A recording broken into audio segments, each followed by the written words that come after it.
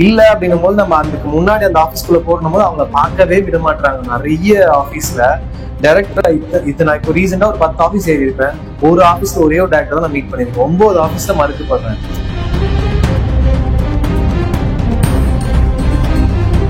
அவங்க ஒரு ரீல்ஸ் போட்டு ஃபேமஸ் ஆகலாம், அவங்களோட ஃபாலோவர்ஸ் வச்சு நீங்க டக்குனு ஒரு ஆப்பர்ச்சுனிட்டி கொடுக்குறீங்க. இதுக்குன்னே இதுதான் வாழ்வாதாரம் அப்படின்னு நினைச்சு, இதுதான் லைஃப் பேஷன் நினைச்சு போயிட்டு இருக்கிற பீப்புள்லாம் நிறைய பேர் இன்னைக்கு சினிமால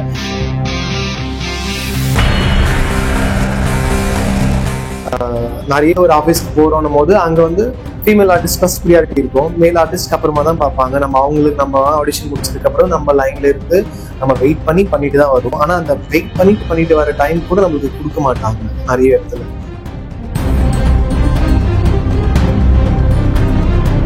சொந்தக்காரங்க மத்தியில கிரிட்டிசிசம் இருக்கும், ஃப்ரெண்ட்ஸ் சைட்லயும் இருக்கும், சொசைட்டிலயும் இருக்கும். அதெல்லாம் தாண்டி ஒரு வழியில வந்தாலுமே நம்ம போய் ஆடிஷன் பண்றதுக்கு நம்மளுக்கு அசிங்கப்பட வேண்டியதா இருக்கும், அவமானப்பட வேண்டியதா இருக்கும். ஒருவேளை ஒன்று அப்ரோச்சே பண்ணாங்க அப்படின்னாலுமே அது நீ வேண்டாம்னு வரலாம். அது வந்து உனக்கு ஒருவேளை நீ அதை பண்ணிட்ட அப்படின்னாலுமே அவங்க பிடிச்சுதானே பண்ணிருக்க, உனக்கு சான்ஸ் வேணும்னு தானே பண்ற.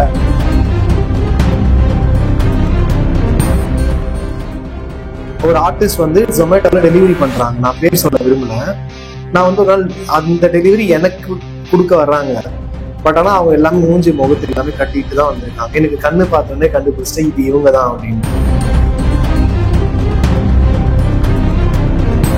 எல்லாமே எல்லா ஆர்டிஸ்ட் எல்லாம் ஸ்டார் கேஸ்ட் பண்ணிட்டாங்க. அது பேரு ஸ்டார் கேஸ்ட் அப்படின்னு அவங்க முத்திர குத்தி போடுறாங்க. நம்ம அதுக்குள்ள போகவும் முடியாது. ஏதோ பேக்ரவுண்ட்ல நிக்கிறது தான் ஏதோ ஒரு ஆடிஷன் வச்சு அதுக்கு காலையில இருந்து சாயந்தரம் விற்க வைப்பாங்க.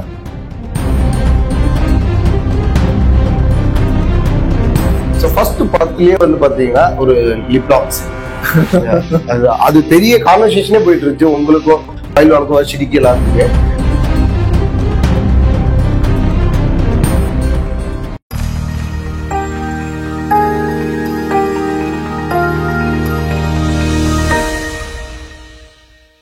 சினிமா நேயர்களுக்கு வணக்கம். இன்னைக்கு நம்ம கூட வந்து பாத்தீங்கன்னா theatre artist and serial artist, முக்கியமா வந்து பாத்தீங்கன்னா இன்னைக்கு வெள்ளித்திரையில ஒரு நல்ல ஒரு நடிகரா வந்து வளம் வந்துட்டு இருக்காரு திலீப் குமார் அவர்கள். வணக்கம் பிரதர். வணக்கம். அந்த ஸ்மைலிங் ஃபேஸ் ஆல் டைம் எப்ப பார்த்தாலுமே அது இருந்துட்டே இருக்கு, சந்தோஷமான விஷயங்கள். ஆனா அந்த அளவுக்கு திரை பயணம் வந்து பாத்தீங்கன்னா எளிதான ஒரு விஷயம் இல்லைன்னு நினைக்கிறேன். முகத்துல சிரிப்பா காட்டலாம், பட் நிறைய பெயின்ஃபுல்லான விஷயங்கள்லாம் இருக்கு. சோ திலீப் அவர்கள் எப்படி இண்டஸ்ட்ரிக்குள்ள வந்தீங்க? நான் வந்து சின்ன வயசுல இருந்தே எனக்கு ரொம்ப இன்ட்ரெஸ்ட் மீடியா அப்படின்னும் போது ஃபர்ஸ்ட் என்னோட கலை பயணம் நான் தொடங்கினது வந்து ஒரு மேடையில தான் ஆரம்பிச்சேன். நிறைய குட்டி குட்டி டிராமாஸ் பண்றது, டான்ஸ் பர்ஃபார்மன்ஸ் பண்றது அப்படின்ட்டு ஸ்கூல் லெவல்ல ஆரம்பிச்சும் போது நிறைய ரியாலிட்டி ஷோஸ் எல்லாம் கலந்துக்க ஆரம்பிச்சேன். அதுக்கப்புறமா நிறைய டிராமாஸ், நிறைய தியேட்டர்ஸ் பண்ண ஆரம்பிச்சேன். அது அப்படியே வரும்போது டிராவல் ஆகிட்டு வரும்போது நிறைய பேரோட எனக்கு இன்ட்ரடக்ஷன் கிடைச்சது. அவங்க மூலியமா நான் நிறைய தியேட்டர்ஸ் பண்ண ஆரம்பிச்சேன். தெலுங்குல பண்ணேன், தமிழ்லயும் பண்ணேன் நிறைய. அதுக்கப்புறம் காலேஜ் படிக்கும் போது திருப்பி வந்து நான் சீரியல் என்ட்ரி கொடுக்கணும்ட்டு நான் 3rd இயர் படிக்கும் போது வீட்டுல தெரியாம காலேஜுக்கும் போயிட்டு வந்து ஷூட்டிங்கும் போயிடுவேன். ஸோ அந்த மாதிரி சீரியல் நான் ஆரம்பிச்சேன். அதுக்கப்புறமா தான் ஒன்னொன்னா பண்ணிட்டு வரும்போது காலேஜ் முடிச்சதுக்கு அப்புறம் ஐ வாஸ் ஒர்க்கிங் சாஃப்ட்வேர். நான் ஒர்க் பண்ணிட்டு நைட் ஷிஃப்ட் பார்த்துட்டு காலையில வந்து ஷூட்டிங்லாம் போக ஆரம்பிச்சேன், சீரியல் ஷூட்லாம் போக ஆரம்பிச்சேன். ஸோ என்னால வந்து விட்டுக்க முடியல. எப்படியாவது நம்ம வந்து அதுல போய் நம்ம சஸ்டெயின் பண்ணணும், எப்படியாவது நம்ம போய் அதை சாதிக்கணும் மீடியால அப்படிங்கிறதுனால நம்மளுக்கான ஒரு ஃபினான்ஷியல் நம்ம பாத்துக்கணும் அப்படின்றது, வீட்டுக்கான ஒரு ஃபினான்ஷியல் கொடுத்தாதான் நம்மளுக்கும் நெசசிட்டிலாம் நம்மளோட ஃபுல்ஃபில் பண்ணிட்டு நம்மளுக்கான ஒரு பேஷனை நோக்கி நம்ம ஓடணுன்றதுக்காக நைட்டு ஒர்க் பண்ணிட்டு காலையில ஷூட்டிங் போக ஆரம்பிப்பேன். கேப் கிடைக்கும், பேலன்ஸ் பண்ண முடிஞ்சு. ஆக்சுவலா பேலன்ஸ் பண்ண முடிஞ்சு, என்னால பண்ண முடியும்ன்றது ஒரு கான்ஃபிடென்ட்ல போனேன். ஃபர்ஸ்ட் ஸ்டார்டிங்ல ரொம்ப ஸ்ட்ரகிளா இருக்கும், கண்ணெல்லாம் எரிய ஆரம்பிக்கும். டைரக்டா நைட் ஷிஃப்ட் பார்த்துட்டு நம்ம ஷூட்டிங் போறதுலாம். அப்புறம் நாளடைவுல கொஞ்சம் அதை நான் பேலன்ஸ் பண்ண ஆரம்பிச்சேன். டைம் கிடைக்குமோ தூங்குறது, எங்கேயும் வெளில சுத்துறதுக்கு டைம் கிடையாது. ஷூட்டிங் போறப்ப அங்க பிரேக் கிடைக்குமோ பிரேக்ல தூங்குவேன். ஸோ கூட நடிக்கிறவங்க கொஞ்சம் சப்போர்ட் பண்ணதுனால அதை அப்படியே டிராவல் பண்ணிட்டு வந்தாச்சு. ஓகே, இவங்கதான் வந்து ஒரு தியேட்டர் ஆர்டிஸ்டா இருந்தாலும் இன்னைக்கு வந்து பிக் ஸ்கிரீன்ல அவங்க வந்து மறுக்கப்படுறாங்க அப்படின்றதுதான் வந்து ஒரு குற்றச்சாட்டாவே இன்னைக்கு இருக்கு. ஓகே, இது எந்த அளவுக்கு நீங்க ஏத்துக்கிறீங்க? என்னால அது 50% ஏத்துக்க முடியும். ஏன் அப்படின்னா கம்ப்ளீட்டா என்னால இதை ஏத்துக்க முடியாதுன்னு நான் சொல்ல முடியாது. ஏன்னா 50% அது நான் நம்புறேன்.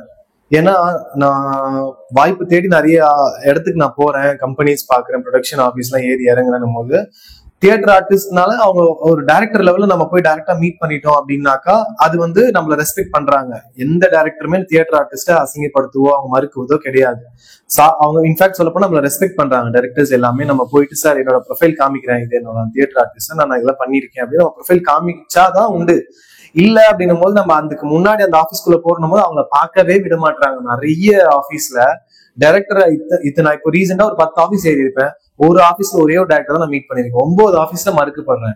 பிகாஸ் ஆஃப் அவங்க இது பிஸி அது பிஸின்னு சொல்லிடுறாங்க. அதுக்கு முன்னாடி இருக்கிற ஒரு லெவல் ஆஃப் பீப்புள் வந்து அவங்களை பார்க்க விட மாட்டாங்க. இன்ஃபேக்ட் அவங்க ஆபீஸ்ல இருந்தாலுமே மோஸ்ட் ஆஃப் த பீப்புள் இப்ப பாத்தீங்க அப்படின்னா இன்ஃபுளுசர்ஸ் தான் வந்து இன்ஸ்டாகிராம்லயோ இல்லைன்னா மத்த இன்ஃபுளுசர்ஸாவோ இருக்கிறவங்க தான் வந்து இப்போ நடிக்க ஆரம்பிக்கிறாங்க. சோ நான் அவங்களுக்கும் டேலண்ட் இருக்கு, நான் இல்லைன்னு நான் சொல்லல. பிகாஸ் ஒரு வீடியோ கிரியேட் பண்ணி ஒரு கண்டென்ட் கிரியேட் பண்ணி போடுறதுமே ஒரு திறமை தான், அவங்க அதுல பண்றாங்க. பட் ஆனா ஒரு ஒரு பேசிக்கான ஒரு விஷயம் இல்ல ஒரு ஒரு ஒரு ஒரு முறைப்படி ஒரு ஆக்டிங் கத்துக்கிட்டு வந்திருக்காங்கன்னா இல்ல. அவங்க ஒரு ரீல்ஸ் போட்டு ஃபேமஸ் ஆகலாம், அவங்களோட ஃபாலோவர்ஸ் வச்சு நீங்க டக்குனு ஒரு ஆப்பர்ச்சுனிட்டி கொடுக்குறீங்க. இதுக்குன்னே இதுதான் வாழ்வாதாரம் அப்படின்னு நினைச்சு இதுதான் லைஃப் பேஷன் நினைச்சு போயிட்டு இருக்கிற பீப்புள் எல்லாம் நிறைய பேர் இன்னைக்கு சினிமால நம்ம ஃபார் எக்ஸாம்பிள் வடபழனி, சாலிகிராமம், வலசரவாக்கத்தான் போய் பாத்தீங்கன்னா ஒரு ஆஃபீஸ் போகும்போது தான் நான் எத்தனை பசங்க படிச்சு முடிச்சுட்டு பிஸ்காம் படிச்சுட்டோ இல்ல தியேட்டர்ல படிச்சுட்டோ நிறைய பேர் வராங்க, ஆப்பர்ச்சுனிட்டி இல்லாம தவிக்கிறாங்க. அந்த மாதிரி பீப்புளுக்கு எல்லாம் கொடுக்கலாமே, அதுதான் என்னோட ஆதங்கம் ஃபுல்லாவே. ஆனா ஒரு சீரியல் ஆர்டிஸ்டா இருக்கிறதுனால வெளித்திரைக்கு வாய்ப்புகள் வந்து மறுக்கப்படுது அப்படின்னு ஒரு மித்து இன்னமும் இருக்கு. அது மித்தாவேதான் இருக்கா இல்ல ஒருவேளை அதுதான் உண்மையா? இல்ல சார், இப்ப அது வந்து இப்போ எனக்கு தெரிஞ்சு அது கொஞ்சம் கொஞ்சமா மாறிட்டு வருது நான் ஃபீல் பண்றேன். அது மாதிரி மித்தா இல்ல இப்ப. ஏன்னா இப்ப நிறைய பேர் வந்திருக்காங்க, நம்ம சிவகார்த்திகேயன் சாரும் சரி, அதுக்கப்புறம் வந்த நிறைய ஆர்டிஸ்ட் எல்லாமே சீரியல்ல தான் தொடர்ந்து அவங்களோட பயணத்தை இன்னைக்கு சினிமால எல்லாமே அவங்க பெரிய ஸ்டார் ஹீரோ அளவுக்கு வந்திருக்காங்க. இன்னைக்கு வந்து இண்டஸ்ட்ரியை பொறுத்தவரையும் வந்து பாத்தீங்கன்னா ஒரு விஷயம் பெரிதளவுல பேசப்பட்டு இருக்கிறது என்னன்னா, பெண்களுக்கு ஈஸியா வந்து பாத்தீங்கன்னா படத்துல வாய்ப்புகள் கிடைச்சிடும், பட் ஆண்களுக்கு வந்து அப்படி இல்லை அப்படின்ற ஒரு டாக் கூட இருக்கு இல்லையா? உண்மையாலுமே வந்து பெண்களுக்கு எளிதாக கிடைச்சிருதா ஆண்களை விட? மேபி கிடைக்குது சொல்லலாம், பட் ஆண்களுக்கு அது கம்மியா தான் கிடைக்குது. ரொம்ப ஸ்ட்ரகிள் பண்றதா தான் இருக்கு. நம்ம என்னதான் ஒரு ப்ரொஃபைல் பில்ட் பண்ணி வச்சிருந்தாலுமே அந்த இடத்துல மறுக்கப்படும். அந்த இடத்துல வந்து நம்ம போய் பர்ஃபார்ம் பண்றதுக்கான ஆப்பர்ச்சுனிட்டி கிரியேட் பண்றதுக்கு கூட அங்க ஸ்பேஸ் கிடைக்க மாட்டேங்குது. அந்த ஸ்பேஸ் கிடைச்சாலே போதும், நம்ம போய் அங்க எப்படியாவது நம்ம ஆடிஷன்ல பர்ஃபார்ம் பண்ணி நம்ம வாங்கிறதுக்கான திறமை நம்ம கிட்ட இருக்காங்க. அந்த ஸ்பேஸ் தான் இம்பார்ட்டன்டா இருக்கு இங்க இப்போ இருக்கிற ஒரு காலகட்டத்துல. நிறைய ஒரு ஆஃபீஸ்க்கு போறோம் போது அங்க வந்து ஃபீமேல் ஆர்டிஸ்ட் ஃபர்ஸ்ட் ப்ரியாரிட்டி இருக்கும், மேல் ஆர்டிஸ்ட் அப்புறமா தான் பார்ப்பாங்க. நம்ம அவங்களுக்கு நம்ம ஆடிஷன் முடிச்சதுக்கு அப்புறம் நம்ம லைன்ல இருந்து நம்ம வெயிட் பண்ணிட்டு தான் வருவோம். ஆனா அந்த வெயிட் பண்ணிட்டு வர டைம் கூட நம்மளுக்கு கொடுக்க மாட்டாங்க நிறைய இடத்துல. சோ என்னை பொறுத்தவரை ஃபீமேல் ஆர்டிஸ்ட்க்கு நிறைய இருக்கு, மேல் ஆர்டிஸ்ட் கம்மியா தான் இருக்கு. இன்னைக்கு வந்து நீங்க ஒரு நடிகனா இருக்கீங்க, ஆனா அன்றைய காலகட்டத்துல தியேட்டர் வந்து படம் பார்த்த எண்ணிக்கையை விட நீங்க ரொம்ப கம்மியா இருக்குன்ற ஒரு குற்றச்சாட்டு வந்து பாத்தீங்கன்னா ப்ரொடியூசர் சைட்ல இருந்து வைக்கிறாங்க. ஏன் வந்து முன்னாடி இருந்த மாதிரி இன்னைக்கு மக்கள்கள் வந்து பாத்தீங்கன்னா தியேட்டர் வந்து படம் பாக்குறது இல்லை? பிகாஸ் ஆஃப் சோசியல் மீடியா தான் சார் நான் சொல்லுவேன். ஏன்னா இப்போ சோசியல் மீடியா தான் ரொம்ப வைட்டலா ஒரு ரோல பிளே பண்ணுது. ஸோ இப்போ இருக்கிறது வந்து ஒரு ஆடியன்ஸ் எல்லாமே வந்து ஓடிடி பிளாட்ஃபார்ம்ஸ் எல்லாமே அதிகப்படுத்திட்டாங்க. ஸோ இப்போ ஒரு வாரம் தான், ஒரு நெக்ஸ்ட் வீக்கே இந்த படத்தை இதுல வந்துட்டு தானே போகுது அப்படிங்கிற ஒரு மைண்ட் செட் பீப்புள் கிரியேட் ஆகுது. டிஜிட்டலைஸ் வேர்ல்டு ஆகுறதுனால இப்போ அதனோட எக்ஸ்பைரி டேட்டே ஒரு 1 வீக் தான். ஒரு படத்தோட எக்ஸ்பைரி டேட் 1 வீக்குள்ள ஜட்ஜ் பண்ணிடுறாங்க. வித்தின் த 1 day 2 daysல ஜட்ஜ் பண்ணி சொல்லிடுறாங்க அவுட்புட். ஸோ அந்த அவுட்புட் வந்து நல்லா இருந்தாலும் நெகட்டிவா போர்ட்ரேட் ஆகி வெளியில போகுது. ஃபார் எக்ஸாம்பிள் இப்போ கங்குவா படத்துல எல்லாமே வந்து ஆக்சுவலா அதுல ஒர்க் பண்ண டி ஒர்க்ஸும் சரி, விஎஃப்எக்ஸ் ஒர்க் அவ்வளோ ரொம்ப பிரமாதமா இருக்கும். ஒரு ஆர்டிஸ்டா நம்மளுக்கு எவ்வளவு ஃபீல் ஆகும், ஐயோ இந்த படம் நம்ம நடிக்கலையே, எவ்வளவு நல்லா இருக்குடா படம், இந்த கேரக்டர் பண்ணிடலாம் அந்த கேரக்டர். பட் ஆனா அந்த மாதிரி ஒரு ஃபீல் இருக்கு நம்மளுக்கு. அவ்வளவு நல்ல அவுட்புட் கொடுத்த ஒரு ஒர்க்கை ஏதோ ஒரு இன்ஃபுளுசர், ஏதோ ஒரு மார்க்கெட்டிங் டீம் தப்பா ஏதோ ஒரு கமெண்ட் ப்ரொஜெக்ட் பண்றதுனால அந்த படத்தோட லைஃப் டைமே எக்ஸ்பைர் பண்ணிட்டாங்க. ஒரு 3 daysல முடிச்சு விட்டாங்க. அதனோட இம்பாக்ட், அதுக்கு பின்னாடி எவ்வளவு டெக்னீஷியன்ஸ் ஒர்க் பண்ணிருக்காங்க, அதுக்கு பின்னாடி எவ்வளவு பேர் உழைச்சிருக்காங்க. உண்மையிலே அது அந்த ஆர்டிஸ்டோட பெயின் சொல்லிக்க முடியாத ஒரு பெயினா இருக்கும்.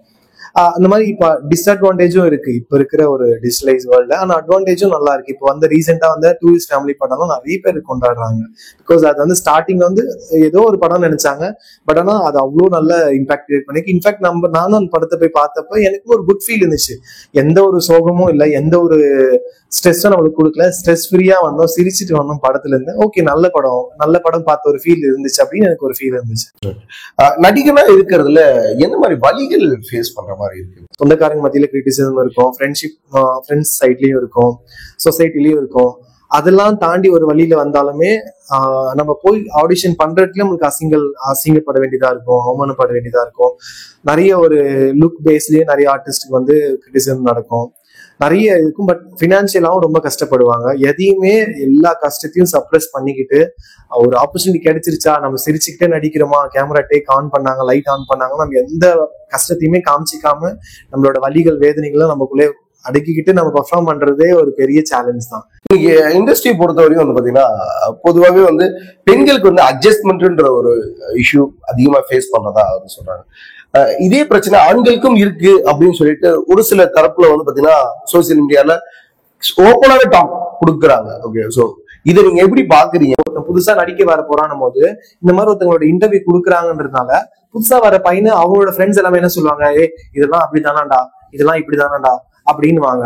என்னை பொறுத்தவரையும் அதெல்லாம் இல்லைன்னு நான் நினைக்கிறேன். நீ போற இடம் கரெக்டா இருந்துச்சு, நீ வந்து டீட்டெயிலா கரெக்டா தெரிஞ்சுக்கிட்ட இதுதானா அப்படின்னு ஒருவேளை உன்னை அப்ரோச்சே பண்ணாங்க அப்படின்னாலுமே அது நீ வேண்டாம்னா வேண்டான்னு வரலாம். அது வந்து உனக்கு ஒருவேளை நீ அதை பண்ணிட்ட அப்படின்னாலுமே அது உனக்கு பிடிச்சுதானே பண்ணிருக்க, உனக்கு சான்ஸ் வேணும்னு தானே பண்ற. சோ அதை வந்து நீ வெளியில சொல்லணும்னு அவசியமே இல்லையே. உனக்கான ஒரு ஸ்பேஸ் வேணும்னு நீ போற, அப்ப அவங்களுக்கானது நீட்ஸ் உங்ககிட்ட இருக்கிறதுனால அது பண்றாங்க. இவங்க போற இடம் தான் என்ன பொறுத்தவரை தப்பு நான் ஃபீல் பண்றேன். நீங்க நிறைய புதுமுக நடிகர்கள் வந்து பாத்தீங்கன்னா பட வாய்ப்புக்காக இல்ல வந்து ஏதோ ஒரு இடத்துல நமக்கான ஒரு சான்ஸ் கிடைக்கும் சொல்லி அவங்களோட கெரியர் வந்து முழுக்க முழுக்க வந்து லைக் இதுலயே அர்ப்பணிக்கிறாங்க. ஆனா இன்னைக்கு நிறைய பேர் வந்து பாத்தீங்கன்னா ஃபேமிலி ஓரியன்டா தோத்துறாங்க. அவங்களோட பார்த்தா உங்களுக்கு எப்படி தோணுது, இல்ல அவங்களுக்கு ஒரு அட்வைஸ் பண்ணா என்ன? ரீசெண்டா நான் வந்து ஒரு சம்பவம் எனக்கு வந்து நடந்துச்சு. ஒரு எக்ஸ்பீரியன்ஸ் பண்ணேன். ஒரு ஆர்டிஸ்ட் வந்து ஜொமேட்டோல டெலிவரி பண்றாங்க, நான் பேர் சொல்ல விரும்பல. நான் வந்து ஒரு நாள் அந்த டெலிவரி எனக்கு கொடுக்க வர்றாங்க. பட் ஆனா அவங்க எல்லாமே மூஞ்சி முகத்தை எல்லாமே கட்டிட்டு தான் வந்திருக்காங்க. எனக்கு கண்ணு பார்த்தோன்னே கண்டுபிடிச்சிட்டேன் இது இவங்க தான் அப்படின்ட்டு. எனக்கு நல்லாவே தெரியும். என்னால அவங்க கிட்ட கேட்கவும் முடியல. அந்த கண்ணு பார்க்கும்போது அந்த கண்ணுல இருக்கிற வலி வேதனை எனக்கு புரிஞ்சு போச்சு, இவங்க நம்மளை பாத்துருவாங்களோ அப்படிங்கிறதுல அந்த ஆர்டிஸ்டுக்கும் தெரியுது. நானும் ஒரு சைட் பெருமையா இருந்துச்சு, பரவாயில்ல அவர் வந்து ஏதோ ஒரு பினான்சியல் நீடுக்காக அவர் பண்றாரு. இது வரைக்கும் நான் அவங்களுக்கு மெசேஜ் பண்ணி நீங்க தானே வந்தீங்க அப்படின்னு நான் கேட்கவும் இல்லை, அவங்களும் எனக்கு கேட்கவும் இல்லை. பட் எனக்கு தெரியும் அது அவங்க பைக் தான், எனக்கு தெரியும் பைக்ல தான் வந்தாங்க. ஃபுல் டைமா நம்பி வரவங்களுக்கு நான் சொல்ற ஒரே விஷயம், at least you should have some backup plans. Backup plan இல்லாம வந்து நாளைக்கு ஒண்ணுமே இல்லாம போயிட்டா நம்ம நாளைக்கு என்ன பண்ணோன்றது நம்ம கேள்வி கேட்டுக்க முடியாதுங்க. அந்த ஒரு விஷயம் தான். இன்னைக்கு தமிழ் இண்டஸ்ட்ரியை பொறுத்தவரையும் கதாநாயகனுக்கு பஞ்சம்னு நான் நினைக்கிறேன் இல்லையா? ஏன்னா இன்னைக்கு நிறைய காமெடி நடிகர்கள் வந்து கதாநாயகனா ஆக்கின இயக்குநர்கள் அதிகமாயிட்டாங்க. என்ன காரணம்? ஏன்னா வெற்றிமாறன் ஆரம்பிச்சு இன்னைக்கு வர புது இயக்குநர்கள் எல்லாருமே வந்து இன்னைக்கு காமெடியை வந்து ஹீரோவும் பண்ணலாம் அப்படின்ற ஒரு விஷயத்த பண்றாங்க. என்ன காரணமா சொல்லுன்னு நினைக்கிறீங்க? ஒருவேளை இதுவும் ஒரு ஹெல்தியான விஷயமா பாக்குறீங்களா? இது ஒரு ஹெல்தியான விஷயமா தான் நான் பாக்குறேன். ஏன்னா மோஸ்ட் ஆஃப் த பீப்புள் இப்ப நம்ம வந்து தியேட்டருக்கு போய் படம் பார்க்கணும் ஒரு என்டர்டைன்மெண்ட்காக தான் போய் பாக்குறோம். அதுவும் ஒரு காமெடி கலந்த ஒரு படம் அப்படின்னா இன்னும் சொல்லவே தேவை, ரொம்ப ஹிலேரியஸா சிரிச்சுட்டு வருவோம். ரீசெண்டா பிரதீப் ரங்கநாதன் படத்துல எல்லாம் கூட பாத்தீங்கன்னா டிராகன் படம் தான் அவ்வளவு நல்ல காமெடியா இருக்கும். ஏன்னா அந்த காமெடி சென்ஸ் தான் நம்ம வந்து ரொம்ப விரும்புறோம் இல்லையா நம்ம யங்ஸ்டர்ஸ். அது வந்து ஒரு காமெடி ஆக்டர் இந்த ஃபுல் படத்துக்கு ஹீரோவா நடிச்சாலும் அது இன்னும் ஒரு ஃபன் ஃபீலா தான் இருக்கு. நிறைய படத்துல அது நல்லா தான் ஒர்க் அவுட் ஆயிருக்கு நிறைய பேருக்கு. அது மட்டும் இல்லாம நிறைய பேர் வந்து டைரக்டர்ஸ் வந்து இப்ப புதுசா வர டைரக்டர்ஸ் வந்து ஒரு பெரிய பெரிய ஹீரோஸ் போய் அப்ரோச் பண்ணோம்னா அவங்களோட டேட் கிடைக்காம போகலாம், இல்ல அவங்களோட அப்பாயின்மெண்ட் கிடைக்காம போய் அவங்களுக்கு ஸ்டோரி நரேட் பண்றதுக்கும் வாய்ப்பு கிடைக்காம போகுது. இப்போ நான் ஒரு பெரிய ஹீரோ நடிக்கிற படத்துல போய் நான் போய் அந்த ஆபீஸ்ல போய் நான் ஆப்பர்ச்சுனிட்டி கேட்கறேன்னா ஆல்ரெடி ஃபுல் கேஸ்டிங் முடிச்சிருப்பாங்க, ஏதோ ஒரு குட்டி குட்டி கேரக்டர் இருக்குன்னு சொல்லி அதுக்குதான் ஆடிஷனே வச்சிருப்பாங்க. நம்ம அங்க உள்ள போகும்போதே சொல்லிடுவாங்க அதெல்லாம் முடிச்சாச்சுப்பா, எல்லாமே எல்லா ஆர்டிஸ்ட் எல்லாம் ஸ்டார் கேஸ்ட் பண்ணிட்டாங்க, அது பேரு ஸ்டார் கேஸ்ட் அப்படின்னு நமக்கு முத்திரை குத்தி விட்டுருவாங்க. நம்ம அதுக்குள்ள போகவும் முடியாது. ஏதோ பேக்ரவுண்ட்ல நிக்கிறது தான் ஏதோ ஒரு ஆடிஷன் வச்சு அதுக்கு காலையில இருந்து சாயந்தரம் நிக்க வைப்பாங்க. அந்த மாதிரி பெரிய படத்துல போய் நடிக்கிறதுக்கும் நம்மளாலே முடியாது. இந்த மாதிரி ஒரு பிடிங்கா ஒரு காமெடியன் வந்து ஒரு ஹீரோ ஆகுறாருன்னா அந்த படத்தோட டைரக்டர் நம்மளுக்கு வாய்ப்பு கொடுப்பாருன்னு நாங்களும் நம்பி அந்த ஆபீஸ்க்கு போக முடியும். எங்களுக்கும் ஆப்பர்ச்சுனிட்டி கிரியேட் ஆகும், அவங்களும் கெரியர்ல ஒரு பெரிய லெவலுக்கு போறதுக்கான வாய்ப்புகள் நிறைய இருக்கு. அது என்ன பொறுத்தவரை நான் அது வரவேற்கிறேன். எஸ் லாரா, இந்த படத்தை பத்தி பேசாம இருக்கவே முடியாதுன்னு நினைக்கிறேன். அது படம் பார்த்ததுல இருந்தே வந்து பாத்தீங்கன்னா பிரஸ் மீட்ல ஒரு கலவரப்பே நடந்துச்சு. ஃபர்ஸ்ட் படத்திலேயே வந்து பாத்தீங்கன்னா ஒரு லிப்லாக் சீன், அது பெரிய கான்வர்சேஷனே போயிட்டு இருந்துச்சு உங்களுக்கும் பைல்வானுக்கும் வர்ஷினிக்கு எல்லாருக்குமே. இல்ல இது எல்லாத்துக்கும் காரணம் டைரக்டர் மணிமூர்த்தி சார் தான். ஏன்னா அவர் மேல வச்ச ட்ரஸ்ட் தான்.